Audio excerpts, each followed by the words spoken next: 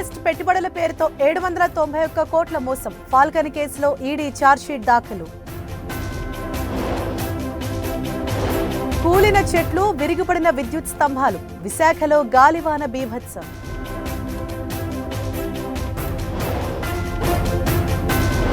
ఐదున్నర లక్షల మంది దర్శనం, 25 కోట్ల హుండీ ఆదాయం. బ్రహ్మోత్సవాలు విజయవంతంగా నిర్వహించామన్న టీటీడీ చైర్మన్.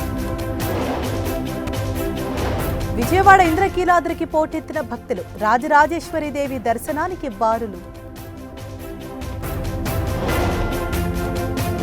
దేశవ్యాప్తంగా విజయదశమి వేడుకలు. సింధూర్ ఖేలా ఆడుతూ మహిళల సందడి. ఉగ్రవాదాన్ని అణచివేయటమే ఆపరేషన్ సింధూర్ లక్ష్యం. భుజ్ ఎయిర్ బేస్ ఆయుధ పూజలో రక్షణ మంత్రి రాజ్నాథ్.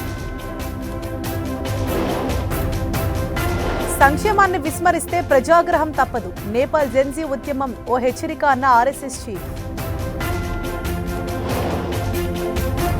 విదేశీ విద్యార్థుల అడ్మిషన్లు పరిమితం చేస్తేనే నిధులిస్తాం. విశ్వవిద్యాలయాలకు తేల్చి చెప్పిన అమెరికా ప్రభుత్వం. గూగుల్లో మరోసారి భారీ లే ఆఫ్స్. 100 మంది ఉద్యోగులను తొలగించిన టెక్ దిగ్గజం.